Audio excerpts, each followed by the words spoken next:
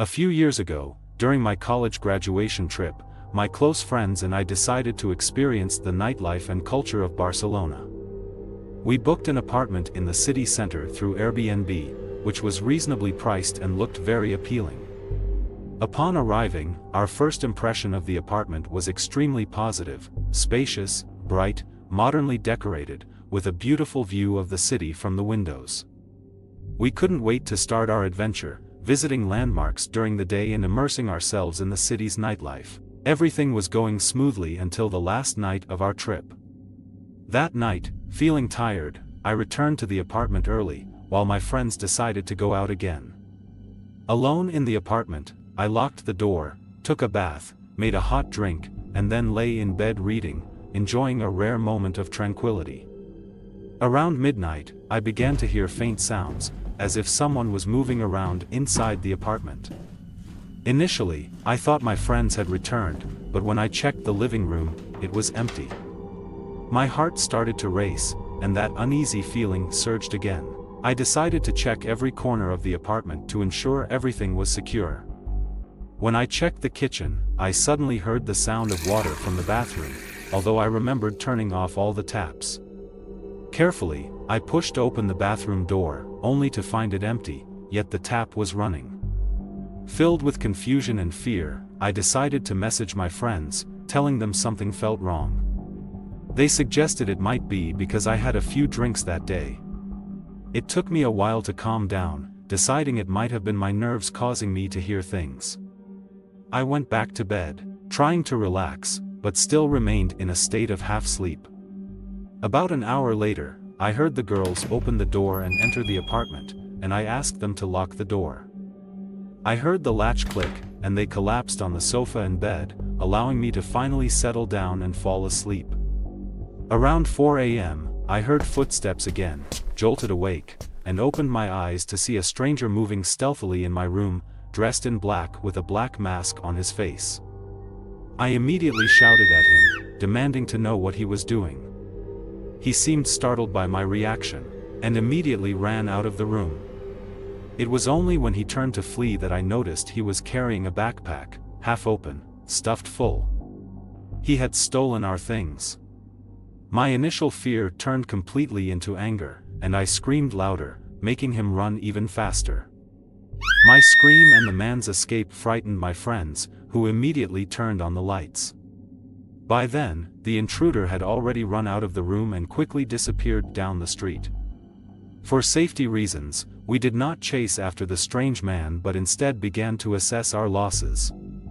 The intruder had raided our luggage, stealing phones, cameras, wallets, and some items from the apartment itself. We immediately reported the incident to the police and contacted the apartment owner. While waiting for the police to arrive, my friends and I thoroughly checked the apartment. During this detailed inspection, we found the lock on the bathroom window had been broken, indicating his point of entry. A large cabinet next to the bathroom was also opened, with messy footprints inside, suggesting he had hidden there early on, waiting for the right moment.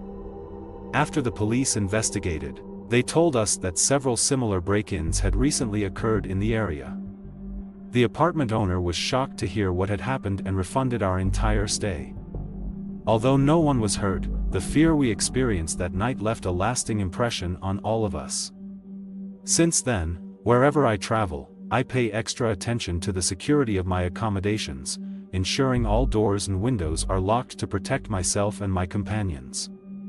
Even when I'm alone at home, I cannot sleep peacefully without checking the doors and windows repeatedly. That trip to Barcelona taught us a valuable lesson: safety is always the most important consideration when traveling.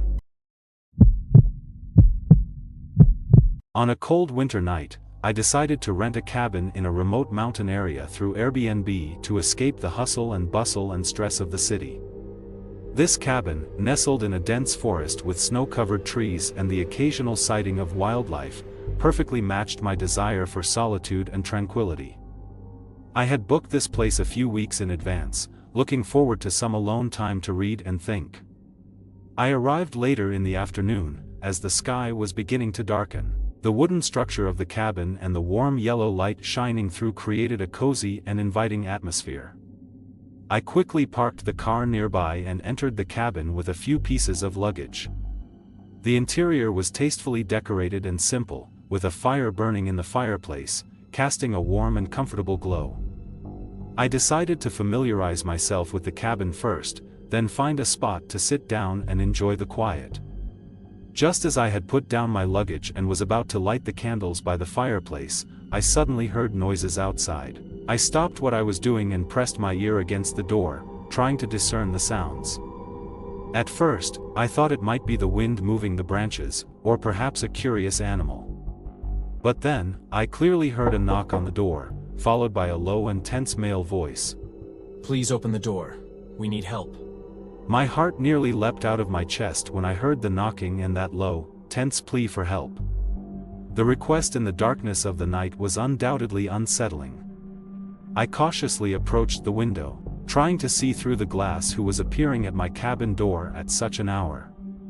The outside world was completely dark, illuminated only by a small area of light from the cabin's exterior, where I could make out two figures.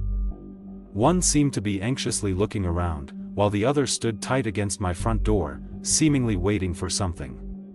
I was torn inside. On one hand, as a person who is warm-hearted and likes to help, I instinctively wanted to offer assistance.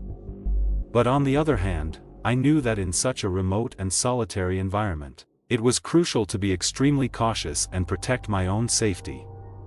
I decided to follow my instinct, which was not to open the door but instead communicate with them through the window, maintaining a safe distance.